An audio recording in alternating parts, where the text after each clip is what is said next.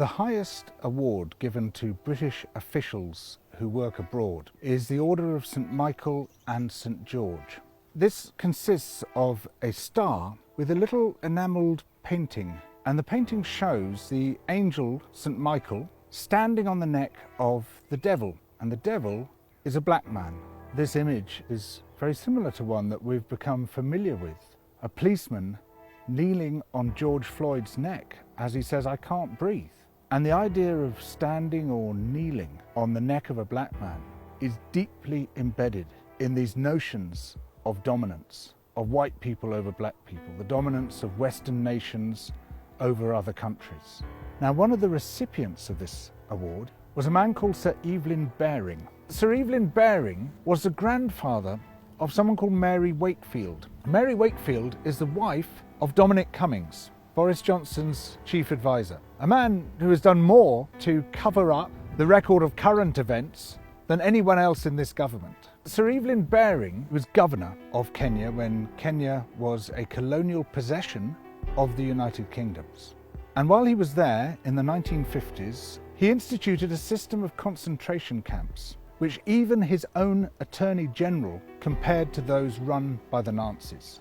He drove into these concentration camps and fortified villages. Almost the entire population of the Kikuyu people, then numbering over 1 million people. Huge numbers died, some of them of starvation and disease. Many beaten to death, burnt to death, tortured to death. Repeatedly, men were castrated. In some camps, almost the entire population of children died. And until the Mau Mau are destroyed, the innocent too must suffer.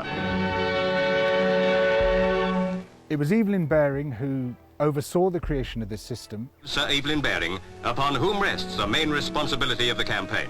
We are making progress in that struggle, and we are all confident that in the end we will succeed. He also directly authorised the beating to death of people within those camps. When Labour MPs asked inconvenient questions about this, on one particular occasion when 11 men were beaten to death, he told the Colonial Secretary to tell the MPs that they had died from drinking contaminated water. Before Britain left Kenya, there was an order sent down, implemented by Special Branch, to conduct what they called a thorough purge of the archives. They burnt crate after crate of documents. One of the orders instructed that if there were too many documents to burn, they should be packed into weighted crates, taken as far from the coast as practicable, and dumped into very deep water without currents.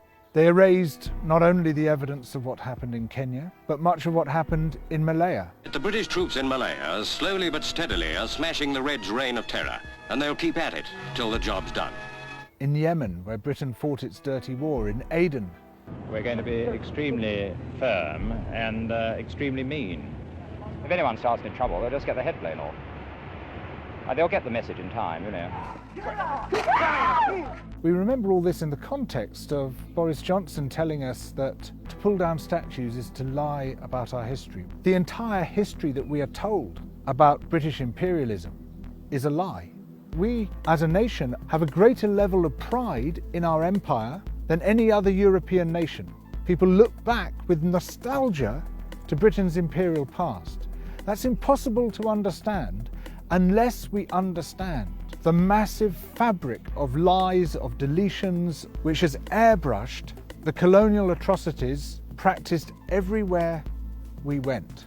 Imperialism has long been justified through the notion that the white man had a duty to civilize the so-called other races. Racism is an ideology, and to a very large extent it was created by British theorists. You can take it back to the late 18th century and the work of a physician called Charles White, who was one of the people who formalized this idea that there's a sort of ladder of life, and the white man is at the top of that ladder, and below the white man on the ladder is the white woman, and below that were people with dark skin. That ideology remains with us today. It's that ideology which led to the policeman kneeling on the neck of George Floyd, institutional racism, to systemic racism, and a huge part of that ideology began here in the United Kingdom to justify our seizure of other people's resources and other people's lives. These relationships continue by other means, through our trade relationships today, which are often highly coercive, enforced by offshore tribunals of corporate lawyers, basically forcing countries to give up their natural resources, enforced by international debt, and what we see is a net drain of wealth from the poor nations into the rich nations.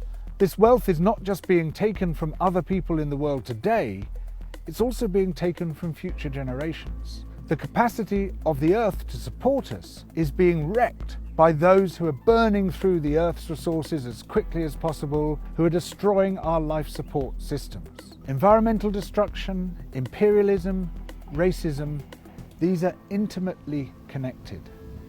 They all mesh together as part of a global system of injustice. It's not just the bad stuff in history that they don't want us to see. It's also the good stuff. The massive role of the slave revolts and rebellions, of the slaves themselves and the ex-slaves, who through their advocacy managed to generate a huge amount of outrage about the slave trade and what it involved. Similarly, the history of resistance and rebellion within these shores, a huge range of people's movements amongst the working classes, amongst the middle classes, trying to create a better, juster, more democratic nation, often hundreds of years before their visions came to fruition.